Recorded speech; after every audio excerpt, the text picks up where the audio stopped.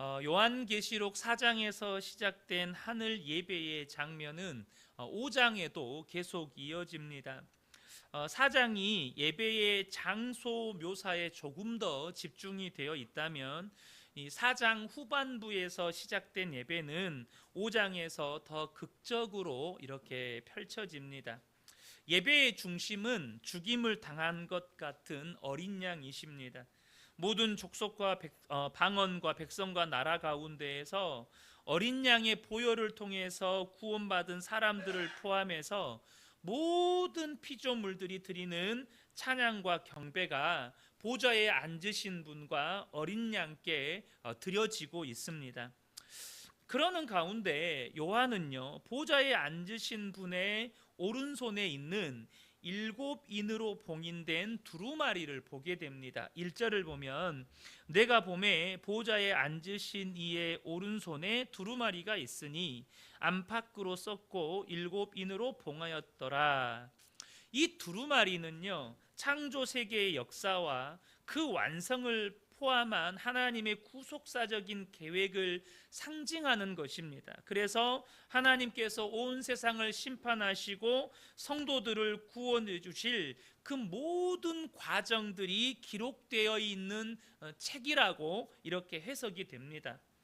성령께서 요한에게 하나님의 나라와 그리고 하나님의 보좌와 그 위에 앉으신 분의 영광을 보여주시고 또 수많은 천사들이 하나님께 드리는 그 천상의 예배를 보여주신 다음에 이제 앞으로 일어나게 될 하나님의 심판과 성도들의 구원의 과정을 지금 보여주시려는 거예요. 아마도 요한은 지금 굉장히 흥분되고 또 놀랐을 거예요. 예수님께서 이 땅에 계실 때 제자들이 너무나도 궁금해서 물어본 것이 있습니다. 그게 뭐냐면 하나님의 나라가 언제 이 땅에 임합니까? 라는 것이었습니다. 주의 나라가 언제 이 땅에 임하겠습니까? 그 비밀을 아는 순간이 지금 온 거예요. 그런데 그런 사도 요한에게 천사가 하는 말이 3절을 보면 하늘 위에나 땅 위에나 땅 아래에 능히 그 두루마리를 펴거나 보거나 할 자가 없더라. 어떻게 보면 청천벽력 같은 소리 아닙니까? 드디어 내가 알게 되겠구나. 이 땅에 언제 하나님의 나라가 임하고 언제 이 땅에 고난받는 성도들이 정말로 온전한 구원을 받게 될지 내가 드디어 알게 되겠구나라고 막 기대하던 찰나에 누구도 그것을 펴서 볼 자가 없다는 거예요. 그 사실을 알고 요한이 슬퍼하며 웁니다. 그때 요한의 심정이 어땠겠어요? 지금 박해와 고난 속에서 수많은 성도들은 순교를 하고 있고 또 교회는 이루 말할 수 없는 어려움에 처해 있어요. 그런 상황 가운데에서 요한의 마음 안에는 주님, 우리가 언제까지 이렇게 고난과 고통 속에 있어야 합니까? 주님, 언제 다시 오셔서 이 주의 백성들, 고난당하고 있는 하나님의 백성들을 구원하시고 약속하신 영원한 하나님의 나라를 이루시렵니까? 그런 간절한 갈망과 또 그런 의문점들, 그런 마음에 그런 갈등이 있지 않았겠습니까? 그 비밀을 알 수 있는 순간이 왔는데 그 두루마리를 펼쳐서 보거나 읽을 사람이 없다는 거예요. 얼마나 안타깝고 괴롭겠습니까? 그때 24장로 중에 한 사람이 와서 요한에게 이런 말을 합니다. 5절입니다. 울지 말라, 유대 지파의 사자 다윗의 뿌리가 이겼으니 그 두루마리와 그 7인을 떼시리라. 바로 예수 그리스도께서 그 두루마리의 인봉을 떼셔서 그것을 펼쳐 보이실 것이라고 말씀하시는 것이죠. 환난과 박해 가운데 있는 성도들에게 예수 그리스도만이 하나님의 구속의 역사를 완성하시고 승리하실 분이라는 것을 지금 선포하고 있는 것입니다. 예수 그리스도께서 그 놀라운 하나님의 구속의 계획을 이루실 것이다. 예수 그리스도께서 완성하실 것이다. 예수 그리스도께서 승리하실 것이다 라고 선포하는 거예요. 역사의 중심은 여러분 예수 그리스도이십니다. 그분이 역사를 여셨고 역사를 이끄셨고 그분이 완성하실 것입니다. 이 선언은요, 우리가 인생을 살아갈 때 어디에다가 소망을 두어야 하는지를 가르쳐 주고 있습니다. 여러분, 우리가 어디에 소망을 두고 살아야 하는 것입니까? 역사의 시작이시고 역사를 이끌어 가시고 역사를 완성하시는 예수 그리스도께 우리의 소망을 두어야 한다는 것입니다. 시편 146편 5절을 보면 야곱의 하나님을 자기의 도움으로 삼으며 여호와 자기 하나님에게 자기의 소망을 두는 자는 복이 있도다. 하나님께 소망을 두는 자가 복이 있다는 거예요. 인생의 어리석음 가운데 하나는 영원하지 않는 것, 눈에 보이는 것에다가 소망을 두고 살다가 주님 앞에 설 어떤 준비도 하지 못한 채 어느 날 갑작스럽게 죽음을 맞이하는 것입니다. 여러분은 준비되셨습니까? 인생의 가장 어리석음이 정말로 영원하지 않은 이 땅의 것에다가 소망 두고 살다가 어떤 준비도 못하고 어느 날 갑자기 주님 앞에 서게 되는 것. 한 부자가 있었습니다. 그는 이 땅을 사는 동안에 정말로 호화롭게 누리면서 살았습니다. 누가복음 16장 19절을 보면 한 부자가 있어 자색 옷과 고운 베옷을 입고 날마다 호화롭게 즐기더라. 여러분도 이런 부자가 되기를 원하시죠?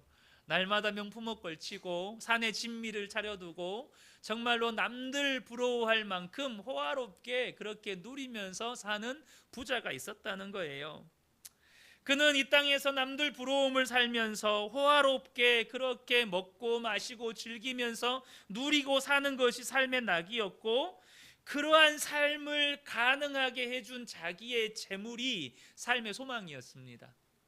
그런데 그는 그렇게 살면서도 단 한순간도 죽음 이후의 삶을 어디에서 보낼 것인지에 대해서 고민하지도 않았고 주님 앞에 설 준비를 단 한순간도 한 적이 없었습니다. 그것을 보여주는 장면이 이 부잣집 앞에 거지 나사로가 버려져 있었어요. 성경은 버려져 있었다는 표현을 쓰거든요. 그래서 이 거지 나사로는 그 부잣집의 상에서 떨어지는 음식으로라도, 땅에서 바닥에 땅에 떨어진 그 음식으로라도 자기 배를 채우려고 날마다 그 집 앞에서 구걸을 했습니다. 그러니 여러분, 이 부자가 집을 드나들면서 자기 집 문 앞에서 이 나사로라고 하는 거지가 매일매일 구걸하는 모습을 보았겠지 않았겠습니까? 그런데 그는 단 한 번도 나사로에게 긍휼의 손길을 내밀어 본 적이 없습니다. 그러한 부자의 인생의 끝이 무엇입니까? 누가복음 16장 22절 23절을 보면 이에 그 거지가 죽어 천사들에게 받들려 아브라함의 품에 들어가고 부자도 죽어 장사되매 그가 음부에서 고통 중에 눈을 들어 멀리 아브라함과 그의 품에 있는 나사로를 보고 이렇게 말씀해요. 그가 할 수 있는 것은, 그가 죽음을 맞이해서 지금 할 수 있는 건 뭐냐면 영생을 얻어서 천국에 입성한 나사로를 보면서 부러워하며 물 한 방울의 자비를 구했지만 이 세상을 살아갈 때 그 누구에게도 자비를 베풀어 본 적이 없는 것처럼 그 어떤 자비와 긍휼도 얻지 못한 채 음부에서 영원한 심판의 고통을 당하고 있다는 것입니다. 제가 오늘 이 본문을 설교를 준비하면서 다시 한번 묵상하는데 저는 단순히 이전에 이 본문을 볼 때 지옥은 어떤 곳인가, 심판받는 우리가 영원한 형벌을 받는 그 지옥은 어떤 곳인가 할 때 이 본문도 많이 인용해서 우리가 말씀을 나누는데 지옥은 물 한 방울의 자비도 허락되지 않는 곳이다. 그렇게 우리는 배웠고 저도 그렇게 나누었어요. 그런데 왜 이 부자에게 물 한 방울의 자비가 허락되지 않을까요?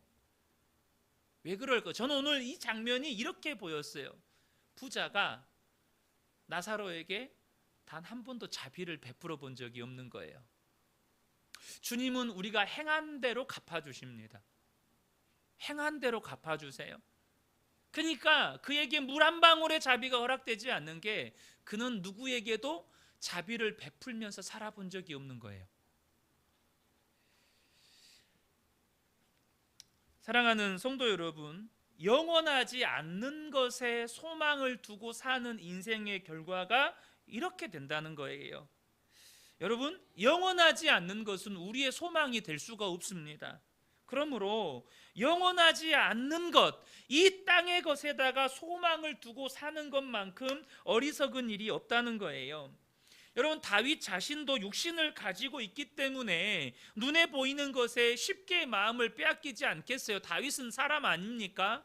그래서 밧세바가 목욕하는 장면을 보고 그렇게 음란함에 유혹돼서 넘어지기도 했었죠. 눈에 보이는 것에 마음을 빼앗기는 것이 여러분 사람의 본성입니다. 그래서 다윗이 이 눈에 보이는 것, 이 땅의 것에 마음을 빼앗기지 않기 위해서 자신의 영혼에게 선포한 게 있어요. 그게 뭐냐면 시편 62편 5절부터 보겠습니다. 나의 영혼아 잠잠히 하나님만 바라라. 자기 영혼을 향해서 다윗이 선포한 거예요. 나의 영혼아 하나님만 바라보아라. 하나님만 구해라. 물은 나의 소망이 그로부터 나오는도다. 오직 나의 소망은 하나님께 있으니 내 영혼아 하나님만 바라라 라고 자신의 영혼을 향해서 다윗이 선포했다는 거예요. 오직 그만이 나의 반석이시요 나의 구원이시요 나의 요새이시니 내가 흔들리지 아니하리로다. 나의 구원과 영광이 하나님께 있으며 내 힘의 반석과 피난처도 하나님께 있도다. 사랑하는 성도 여러분, 저와 여러분이 정말로 하나님만을 바라볼 수 있는 복된 분들이 되시기를 축복합니다. 왜 다윗은 자신의 영혼을 향해서 하나님만 바라라고 선포하고 있습니까? 소망은 오직 하나님으로부터 나온다는 것과 그렇게 하나님께만 소망을 둘 때 그가 흔들리지 않는 삶을 살게 된다는 것을 알았기 때문입니다. 여러분, 신앙이 미숙한 사람일수록 상황과 환경에 흔들립니다. 신앙에 미숙한 사람일수록 상황과 환경에 흔들려요. 왜 사도 바울은 에베소 교회 성도들을 향해서 그리스도의 장성한 분량에 이르기까지 자라가라고 말씀하셨습니까? 이 에베소 교회 성도들이 세상 풍조에 밀려서 요동하지 않게 하려고 그들로 하여금 그리스도의 장성한 분량에 이르기까지 자라가라고 그렇게 권면했던 거예요. 여러분, 저와 여러분이 지금도 상황 때문에, 환경 때문에, 사람의 말 때문에, 지금 내가 처해 있는 어떤 문제 때문에 흔들리고 있다면 여러분 기억하셔야 돼요. 지금 나의 시선이 하나님을 향해 있지 않다는 뜻입니다. 나의 소망을 하나님께 두고 있지 않다는 뜻이에요. 다윗이 흔들릴 수밖에 없는 상황과 환경들이 얼마나 많았습니까? 그는 그때마다 그의 시선을 하나님께 두는 거예요. 하나님께 소망을 두는 거예요. 낙심되면 내 영혼아 하나님만 바라라. 내 영혼아 네가 어찌하여 낙심하느냐. 너는 오직 하나님만 바라라. 그렇게 선포했다는 거죠. 다윗이 상황과 환경이 좋아서 그가 그런 위대한 믿음의 사람이 되었던 게 절대 아닙니다. 정말로 죽을 것 같은 상황 가운데서도 또 자신의 영혼을 향해서 선포하는 거예요. 낙심이 되면, 두려우면, 좌절이 되면, 슬픔에 사로잡히면 또 선포하는 거예요. 내 영혼아 하나님을 바라라. 그러면 그때 비로소 나의 반석이 되시고 피난처가 되시는 하나님을 경험하게 되고 요동을 쳤던 내 마음에 평안이 임하고 다시 한번 소망 가운데 믿음의 한 걸음을 내디딜 수 있게 되었던 것이죠. 이 시간에 우리가 오늘 이 말씀 붙잡고 함께 기도하기를 원하는데요. 우리 첫 번째 기도 제목 한번 집사님 띄워주시고요. 우리 한 목소리로 함께 읽겠습니다. 이 땅에 속한 영원하지 않은 것이 결코 우리의 소망이 될 수 없다는 것과 영원하지 않은 것에 소망을 두고 사는 것이 얼마나 어리석은 일인지를 깨닫게 하소서. 무엇보다 지금 나 자신이 하나님 앞에 설 준비가 된 사람인지 아닌지를 분별할 수 있도록 영적인 통찰력을 주소서. 아멘. 여러분, 정말로 우리가 하나님 앞에 설 준비가 돼 계셔야 합니다. 태어날 때는 순서가 있지만 여러분, 갈 때는 순서가 없어요. 어느 날 어느 순간에 갑자기 눈 떠보면 우리가 하나님 앞에 서 있을 수도 있습니다. 정말 그런 거예요. 그래서 저는 특별히 이 기도 제목 나눌 때 정말 우리 성도님들이 정말 냉철하게, 내가 정말 오늘 밤에 하나님 앞에, 오늘 밤이라도 내가 하나님 앞에 설 준비가 되었는가, 정말 내 자신을 돌아보고, 그렇지 못하다면 하나님, 내 안에 정말로 내 믿음이 새로워지기를 원한다고 하나님 앞에 그렇게 간절히 구했으면 좋겠습니다. 우리 이 시간에 주여 한번 외치고 이 첫 번째 기도 제목 함께 기도하겠습니다. 주여, 하나님 아버지, 우리의 소망은 오직 하나님께 있습니다. 그러므로 하나님, 이 땅에 속한 영원하지 않은 것이 결코 우리의 소망이 될 수 없다는 것과 영원하지 않는 것에 소망을 두고 사는 삶이 얼마나 어리석은 일인지를 주님 성령께서 이 밤에 우리의 마음에 깊이 깨닫게 하여 주십시오. 어리석은 부자를 통해서 하나님, 우리가 배우게 하여 주십시오.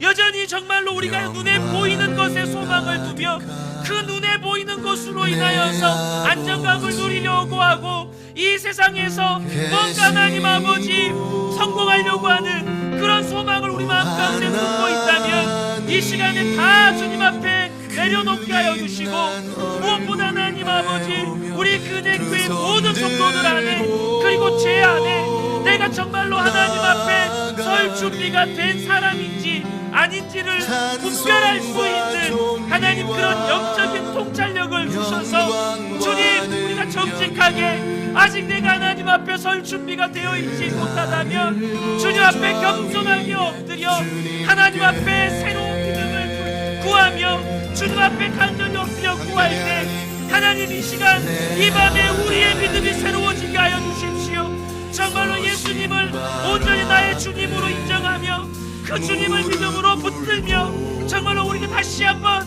거듭나는 놀라운 은혜의 역사가 있게 하여 주옵소서. 두 번째 기도 제목인데요, 우리 두 번째 기도 제목 한 목소리로 함께 읽겠습니다. 우리의 소망을 오직 하나님께 두게 하소서. 다윗처럼 날마다 나의 영혼을 향하여 하나님만 바라라 하고 선포하게 하시고, 그렇게 하나님께 소망을 둘 때 우리의 믿음도 우리의 삶도 흔들리지 않으며 내 힘의 반석과 피난처가 되시는 하나님을 온전히 경험하게 하소서. 우리 이 두 번째 기도 제목, 여러분 정말 저는 우리 성도님들이 흔들리지 않는 삶을 사셨으면 좋겠습니다. 분명히 우리의 삶에는 앞으로도 파도와 같이 또 다른 문제와 또 어려움들이 닥칠 텐데, 그때마다 근심하고 염려하고 두려워하고 어떻게 할지를 모르고 신앙의 좌절과 찬염 가운데 빠졌다가 다시 또 냉탕 온탕 왔다 갔다가, 여러분, 우리가 이제 더 이상 그런 삶을 안 살았으면 좋겠습니다.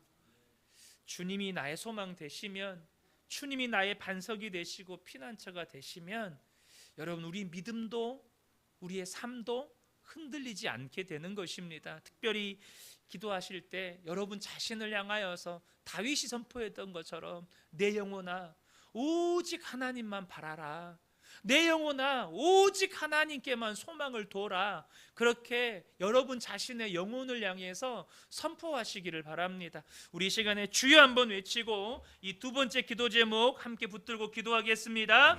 주여, 하나님 아버지, 이 시간에 우리 모두가 오직 하나님께 소망을 두기를 원합니다. 나의 소망은 하나님께 있습니다. 내 평생의 소망은 오직 예수님께 있습니다. 내 영혼아 하나님 갈지어다. 내 영혼아 오직 너의 소망을 하나님께 둘지어다. 내 영혼아 오직 주님만을 바라고 오직 주의 얼굴만을 구하고 오직 너의 소망을 하나님께 둘지어다.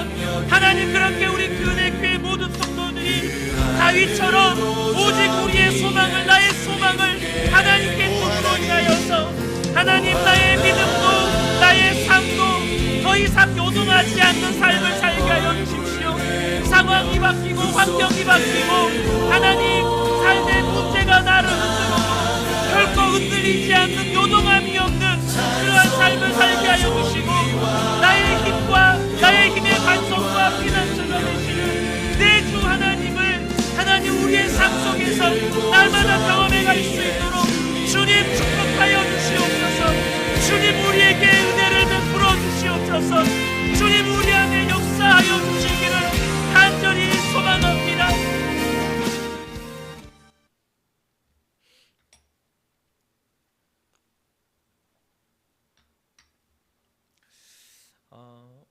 앞서 말씀드렸던 것처럼 24 장로 중에 한 사람이 와서 유대 지파의 사자이신 주님께서 이렇게 승리하셨다고 선포를 하는데요, 우리가 여기서 또 한 가지 주목해야 될 것은 예수님이 승리하셨다는 사실만이 아니고 예수님이 어떻게 승리하셨느냐는 거예요. 예수님이 도대체 어떻게 승리하셨느냐가 또 오늘 본문에서 우리가 주목해 보아야 할 지점입니다. 6절을 보면 내가 또 보니 보좌와 네 생물과 장로들 사이에 한 어린 양이 서 있는데 일찍이 죽임을 당한 것 같더라. 그에게 7뿔과 7눈이 있으니 이 눈들은 온 땅에 보내심을 받은 하나님의 7 영이더라. 여기 보시면 예수님께서 승리하셨다고 말씀하셨는데 일찍이 승리하셨다고 말씀하셨는데 그 예수님, 어린 양 대신 예수님의 모습이 어떤 모습이에요? 십자가에서 죽임 당했던, 양 손목에 못이 박히고 발목에 못이 박히고 옆구리에 창이 찔렸던 그 죽임 당하셨던 그 모습 그대로 계시더라는 거죠. 여러분, 유대 지파의 승리하신 사자는 죽임 당하신 어린 양이라는 것입니다. 예수님이 마귀를 이기시고 세상을 이기시고 죄와 사망을 이기신 방법은 강함이나 높아짐이나 폭력이나 정복이 아닙니다. 여러분, 그것은 마귀의 방법이고 세상의 방법입니다. 그래서 여러분, 마귀가 예수님을 시험할 때 뭐라고 시험했습니까? 마태복음 4장 8절과 9절을 보면 마귀가 또 그를 데리고 지극히 높은 산으로 가서 천하 만국과 영광을 보여 이르되 만일 내게 엎드려 경배하면 이 모든 것을 내게 주리라. 뭐라고 유혹하는 겁니까? 세상에서 강해지고 높아지라는 거예요. 모든 것을 소유하고 정복하라는 거예요. 그렇게 마귀의 지배를 받는 세상 사람들은 언제나 그런 방법을 통해서 승리를 쟁취합니다. 강함이나 폭력이나 전쟁이나 정복을 통해서 승리를 쟁취해요. 애굽이 그랬고 바벨론이 그랬습니다. 그리고 지금도 세상 나라의 방식은 그렇게 승리를 쟁취합니다. 러시아가 우크라이나에게 승리를 쟁취하려고 하는 방법이 뭡니까? 잔인한 폭력과 전쟁을 통해서 승리를 쟁취하려고 해요. 예수님은 마귀의 유혹을 단호히 거부하셨습니다. 왜요? 그건 하나님의 방법이 아니기 때문입니다. 그것은 진정한 승리가 아니에요. 그분이 승리하기 위해서 취하셨던 방법은 하나님의 영광을 버리고 인간의 몸을 입기까지 낮아지셨고, 그리고 약함으로, 고난 당함으로, 정복 당함으로, 죽으심으로 승리하셨습니다. 그러니까 예수님의 승리는 십자가에서 고난 받으시고 죽임 당하실 때 비로소 일어났습니다. 이것은 그 예수님을 주로 고백하는 하나님의 백성들의 삶에서도 똑같습니다. 성도의 승리의 방법은 예수님의 승리의 방법과 똑같다는 거예요. 성도의 승리는 누군가보다 강하고 높아짐으로 혹은 힘과 권력을 가지고 정복함으로 쟁취하는 게 아닙니다. 안타까운 것은 오늘날 성도들 중에 일부는 그렇게 강함과 높아짐으로 힘과 권력으로 내가 원하는 무언가를 이루어내므로 내가 원하는 그 무언가를 차지함으로 승리를 쟁취하려고 합니다. 그래서 여러분, 저와 여러분이 절대 속으시면 안 되는 것이 내가 성공해서 하나님께 영광 돌리겠습니다. 내가 정말로 높아져서 하나님께 영광 돌리겠습니다. 여러분, 부자로 만드시는 분도 하나님이시고 높이시는 분도 하나님이십니다. 하나님의 뜻이면 높아지기도 하고 하나님의 뜻이면 낮아지기도 합니다. 여러분, 나사로가 구원받았다는 건 무슨 의미입니까? 그는 예수 믿고 죽을 때까지 거지로 살았다는 것입니다. 여러분, 이거 아셔야 돼요.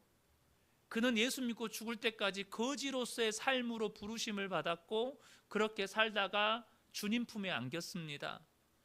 도대체 예수님은, 하나님은 나사로를 통해서 영광 받으셨습니까? 그 부자를 통해서 영광 받으셨습니까? 저와 여러분이 잘 생각하셔야 합니다. 성도는 결코 세상의 방식으로 승리를 취하지 않습니다. 고난과 자기 부인으로 십자가의 길을 걸어갈 때 하나님의 승리, 예수님의 승리를 내가 누리게 되는 것입니다.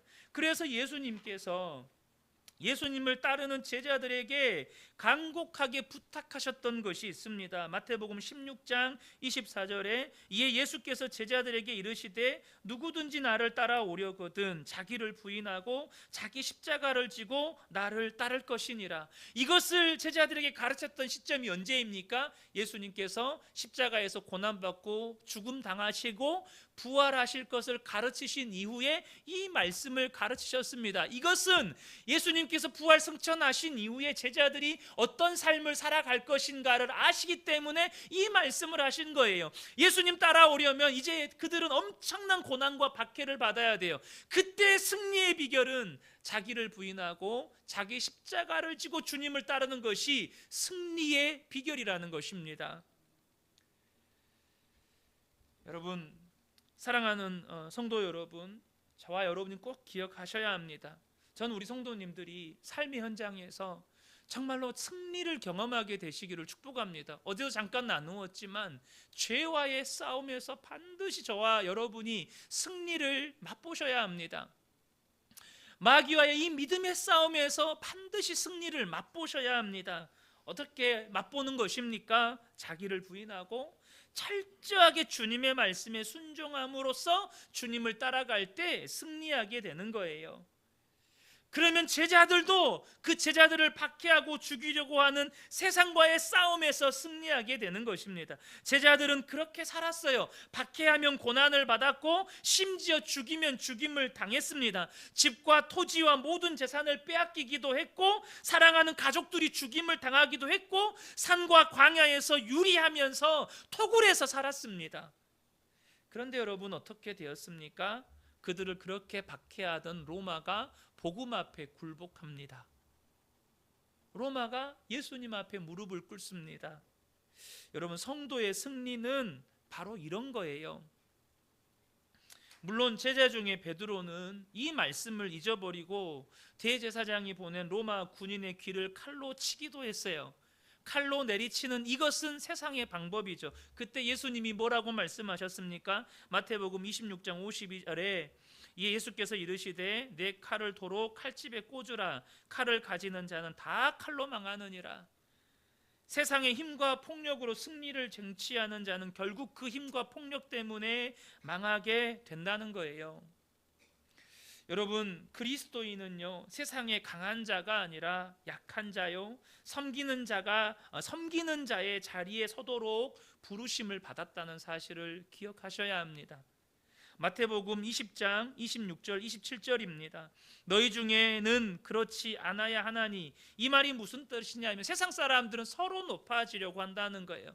그 높아져서 이렇게 사람들로부터 존경받고 인정받고 박수받고 그렇게 이렇게 섬김받으려 한다는 거예요. 근데 너희는 그러면 안 된다는 거예요.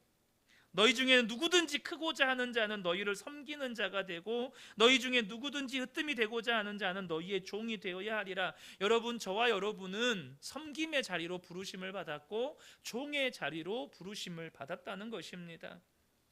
특별히 저는 우리 성도님들이 가정에서부터 승리를 경험하게 되시기를 축복합니다. 도대체 가정에서 승리를 경험한다는 말은 무슨 뜻입니까? 아직도 부부끼리 갈등이 있고 다툼이 있을 수 있잖아요.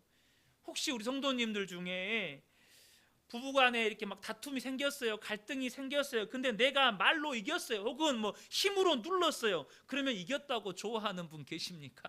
내가 이겼다. 혹시 자녀들을 힘으로 눌러서 이렇게 말 듣게 하면 자신의 권위가 세워졌다고 여러분 좋아하는 분 계십니까? 혹은 성도와 갈등이 있을 때 내가 나이 많은 것으로 혹은 교회 오래 다닌 것을 앞세워서 내 말 잘 듣게 하면 뭔가 된 것처럼 좋아하는 분 계십니까? 여러분 꼭 기억하십시오. 그건 다 마귀에게 패배한 겁니다. 다 마귀에게 패배한 거예요. 아내가 내 말 듣게 만들었어요. 그래서 막 기분 좋아요. 마귀에게 진 거예요. 남편이 내 말 듣게 만들었어요. 막 좋아요. 그 마귀에게 진 거예요. 자녀를 힘으로 눌렀어요. 자녀가 힘이 없으니까 눌러졌어요. 내 권위가 세워졌다고 막 좋아요. 여러분 그것도 마귀에게 진 거예요. 여러분 가정에서 교회에서 승리하는 성도는 어떤 사람입니까? 자기를 부인하는 사람입니다. 끝까지 자기 십자가를 지는 사람이에요. 자기 십자가를 진다는 말은 끝까지 하나님 말씀에 순종한다는 뜻이에요. 내 의견을 앞세우는 사람이 아니라 상대방의 말에 귀를 기울일 줄을 아는 사람.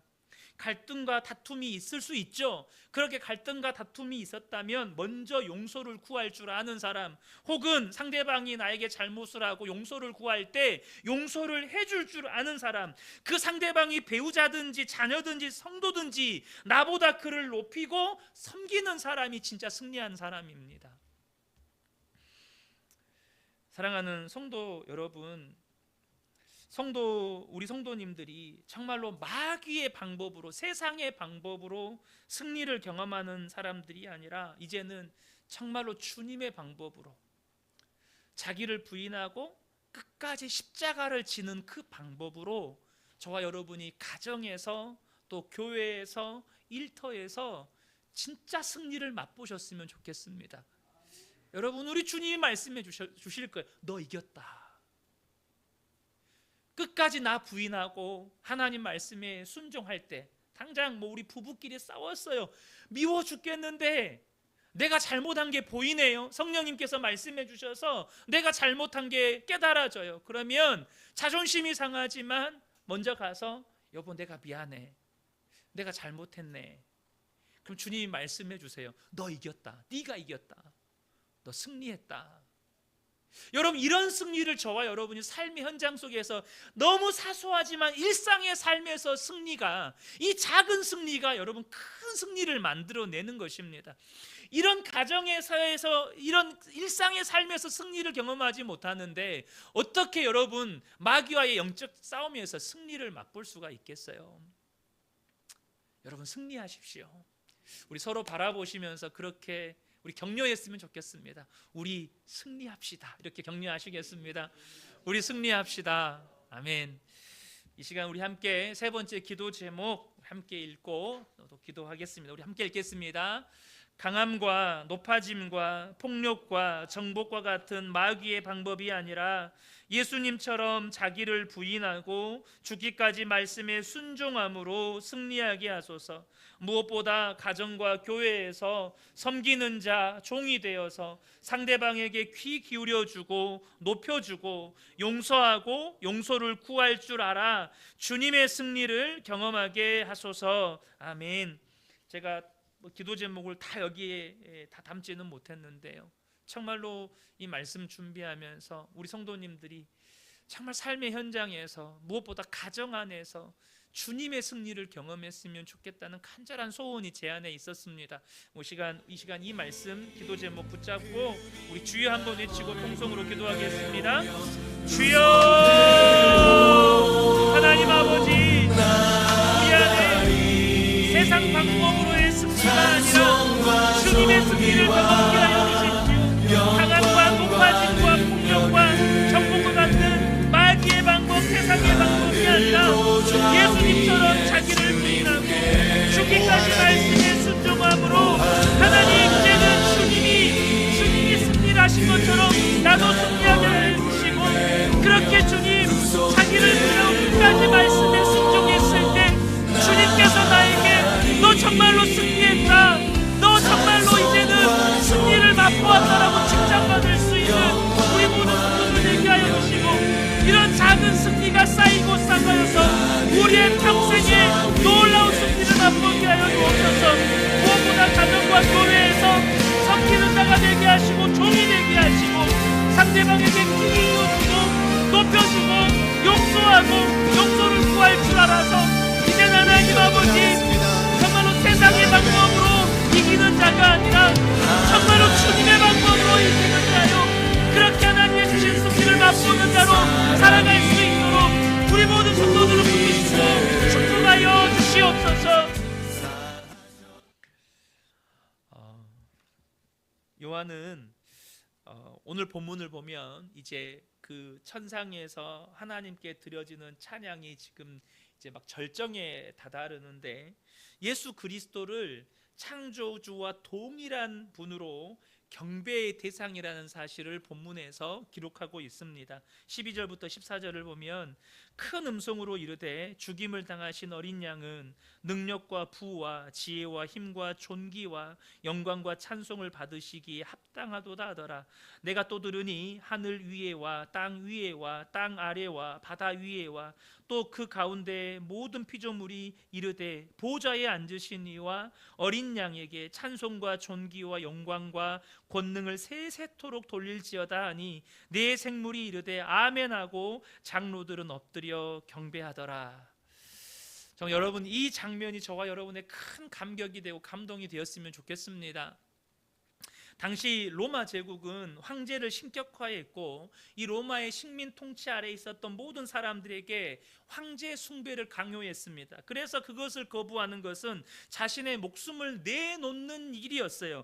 그런데 지금 사도 요한은 황제 숭배를 거부하고 오직 어린 양이신 예수님께 모든 존귀와 영광과 찬송을 돌려야 한다는 이 사실을 글로 남겨서 성도들에게 지금 전하고 있다는 것입니다. 사도 요한이 반모섬에 유배된 것도 그 황제 숭배를 거부하고 오직 하나님께만 경배를 돌리겠다고 그가 믿음의 결단과 고백을 했기 때문이죠. 이러한 사도 요한의 신앙 고백은 당시 로마 제국의 이데올로기를 정면으로 반박하는 것이었고 시대의 흐름을 역행하는 것이었습니다. 여러분, 당시 로마 제국은요 어마어마했습니다. 여러분, 모든 길은 로마로 통한다라고 말할 만큼 로마의 위세는 어마어마했어요. 그 시대의 흐름을 역행했다는 거예요. 여기서 우리는 정말로 바른 기독교 신앙이 가진 분명한 특징을 두 가지를 발견할 수 있습니다. 첫 번째는 뭐냐면 기독교 신앙은 절대 세상을 따르지 않는다는 것입니다. 세상을 따라가지 않는다는 거예요. 우리가 예수 믿기 전 하나님 없이 살 때는 세상 풍조를 따라 살았습니다. 그러나 어린 양 대신 예수님을 주와 그리스도로 믿고 난 이후로부터는 이 세상의 가치관, 세상의 방식, 이 시대의 유행과 흐름을 거부하는 거예요. 그런데 문제는 예수를 믿는다고 하면서 우리 안에 세상 풍조와 성경적인 가치관이 혼합되어 있는 경우가 굉장히 많다는 것입니다. 마치 에레미야 시대 때에 이스라엘 백성들이 예루살렘 성전을 본딴 또 다른 성전을 만들어 놓고 그 속에서 아세라 신과 하나님을 동시에 숭배했던 것처럼 이 시대의 그리스도인들 안에 교묘하게 하나님도 섬기고 세상도 섬기면서 이것이 짬뽕이 되어 있고 혼합이 되어 있다는 거예요. 특별히 로마 황제는 권력과 부와 성공과 쾌락의 정점에 있는 인물입니다. 그 황제를 숭배한다는 말은 결국 권력과 부와 성공과 쾌락을 삶의 중심에 두고 그것을 숭배하며 살라는 거예요. 너도 로마 황제처럼 세상에서 성공하면서 살라는 것입니다. 그런데 이것이 사실은 나중에는 이 중세 교회가 타락하게 된 또 하나의 원인이 되기도 합니다. 여러분, 성도는 세상의 권력과 부와 성공과 쾌락을 추구하지 않습니다. 성도는 오직 십자가의 죽음과 부활을 통해 하나님의 놀라운 구원을 완성하신 예수님만을 섬기는 겁니다. 예수님만 따라 사는 사람들입니다. 여러분, 그 예수님을 따라가는 방향은요, 세상의 흐름과 반대입니다.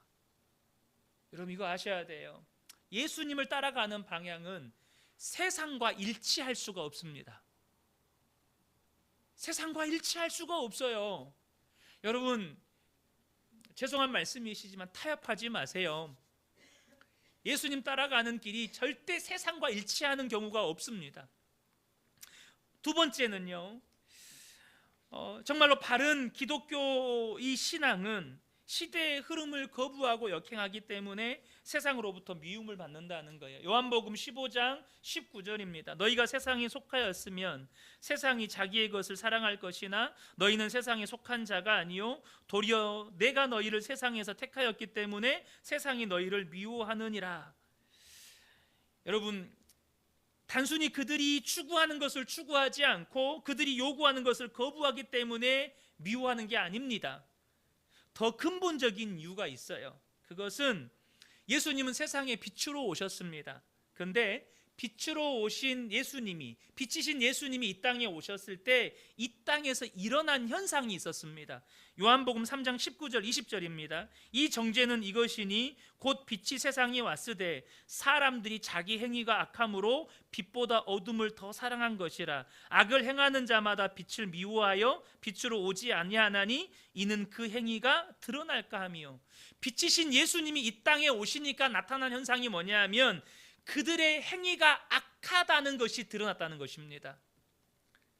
여러분, 예수님을 따르는 그리스도인들도 세상의 빛입니다. 그러므로 그리스도인이 세상의 빛으로 살아가면 나의 의사와 상관없이 존재 자체로서 세상의 악함을 드러내는 존재가 됩니다.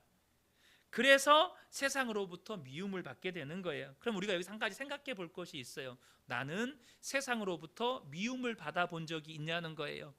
내가 특별하게 죄를 지었거나 잘못한 것이 없는데 이유 없이 세상으로부터 미움을 받아본 적이 있느냐는 것입니다. 내가 세상으로부터 미움을 받아본 적이 없다면 어쩌면 나의 믿음은 세상과 교묘하게 혼합되어 있는지 모릅니다. 사랑하는 성도 여러분, 세상의 흐름을 역행하는 분들 되시기를 축복합니다. 그리스도를 따르기 때문에 그 존재 자체로 세상의 악함을 드러내고 그것 때문에 세상으로부터 미움받는 분들 되시기를 축복합니다. 그게 그리스도인인 거예요. 세상에 비친 그리스도인의 삶인 것입니다. 그런 저와 여러분을 통해서 우리 주님이 영광 받으실 것이고 비로소 그때 우리가 주님 앞에 서는 그날에 부끄럽지가 않게 되는 거예요.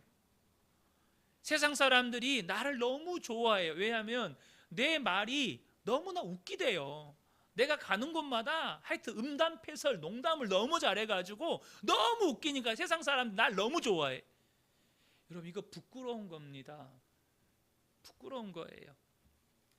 그런데 내가 가면 그런 죄가 그쳐. 야, 너 오지 마. 너 오면 우리 모임 파토나. 너 오지 마. 왜요? 세상에 비치니까. 비친 내가 가면 그곳에 악함이 드러나니까. 저는 우리 모든 성도님들이 주님 앞에 부끄럽지 않은 복된 분들 되시기를 축복합니다.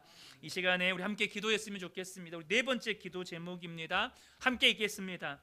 세상 풍조를 따라 살지 않게 하소서. 세상의 가치관, 세상의 방식, 이 시대의 유행과 흐름을 따라가지 않게 하소서.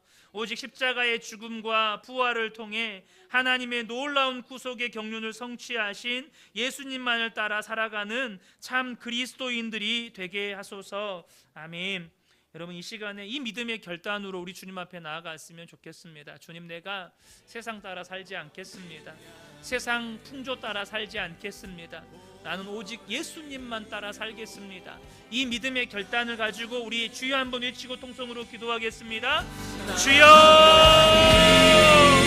하나님 아버지, 정말로 우리가 하나님, 제가 세상 풍조 따라 살지 않겠습니다. 세상의 가치를 따라 살지 않겠습니다. 세상의 가치를 따라 살지 않겠습니다. 이 시대의 유행과 그룹 따라 살지 않겠습니다. 오직 예수님 따라 살겠습니다. 오직 십자가의 죽음과 부활을 통해서 하나님의 구속의 정리를 완성하신 그 예수님을 따라 살겠습니다.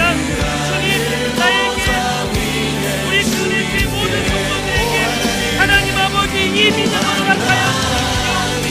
비록 그 길이 좁고 험한 길일지라도 포기하지 않게 하여 주시고 그 길 따라 살아가는 우리 성도들의 삶을 하나님 그때마다 위로하여 주시고 세임 주시고 격려하여 주시고, 그래서 마침내 주님 앞에 서는 그날에 우리 주 앞에 부끄럽지 않은 믿음을 수 있도록 하나님 아버지 은혜와 긍휼을 베풀어 주시기를 간절히 소망합니다. 하나님, 시간에 우리의 믿음이 새로운 시간이고 이 믿음의 생각이 단지 이 시간에 기도로 끝나지 않고 우리의 삶이 되어질 수 있고 하나님 아버지 역사하여 주옵소서. 다섯 번째 기도 제목, 마지막 기도 제목인데요, 우리 함께 읽겠습니다. 빛이신 예수님이 내 안에 계시니 우리의 존재와 삶이 세상의 빛이 되게 하소서. 또한 빛이신 예수님이 세상으로부터 거부당하고 미움을 받으신 것처럼 우리가 세상으로부터 사랑받기를 기대하지 않게 하소서. 세상으로부터 미움을 받을지라도 기쁘게 받아들이며 성도의 삶을 포기하지 않게 하소서. 아멘. 여러분, 많은 초대교회 성도들이 세상의 핍박과 고난에 타협하면서 예수님을 떠나갔습니다. 물론 그 핍박 속에서 믿음을 지키고 순교한 성도들도 있었지만 그 박해를 못 견디고 세상의 미움을 못 견디고 다시 이전의 삶으로 돌아가 버린 성도들도 있었습니다. 이 시대도 마찬가지입니다. 미움 받으면, 고난 받으면 때로는 믿음 포기하고 싶죠. 그런데 여러분, 영원한 하나님 나라를 생각하셔야 합니다. 주님 앞에 서게 될 그날을 바라보셔야 합니다. 주님, 우리가 끝까지 포기하지 않고 세상으로부터 미움받을지라도 주님 가신 그 길을 나도 따라가는 그런 하나님 믿음의 삶 살겠습니다. 우리 마지막 기도 제목으로 이 기도로 기도하시다가 또 여러분 마음에 있는 간절한 소원들 붙잡고 마음껏 주님 앞에 부르짖어 기도하시다가 여러분 자유롭게 돌아가시면 좋겠습니다. 우리 주여 크게 한번 외치고 도성으로 기도하겠습니다.